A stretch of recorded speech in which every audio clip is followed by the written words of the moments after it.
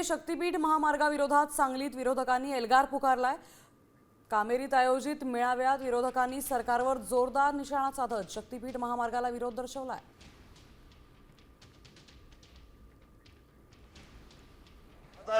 कदाचित तुम्हाला दिल्लीला जायचं असेल, तुम्हाला पंतप्रधान व्हायचं असेल, मी काय म्हणतो अगदी जागतिक पातळीवर जा, आमचं काय म्हणणं नाही, पण आमचं वाटोळं करून जायला लागला तर तुम्हाला नागपुरातच गाडल्याशिवाय सोडणार नाही, हे लक्षात ठेवा।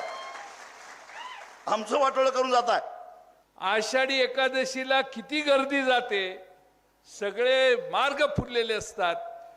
त्या पंढरपूर पासून आता लांब रस्ता नेलेला आहे, 25 किलोमीटर लांब नेलाय रस्ता। अरे शक्तीपीठ जोडताय तर पंढरपूर का नाही जोडत?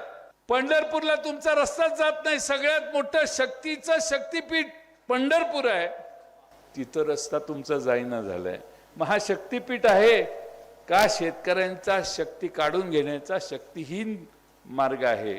हा एक महाराष्ट्रातल्या जनतेने विचार केला पाहिजे।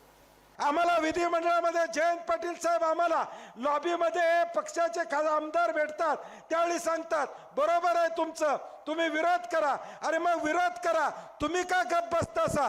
गेली आमदारकी म्हणून समजा आणि नादा शेतकऱ्याच्या बाजूला उभा करा। हिम्मत असेल तर या ठिकाणी बाजूला राहायची भूमिका या ठिकाणी स्वीकारा।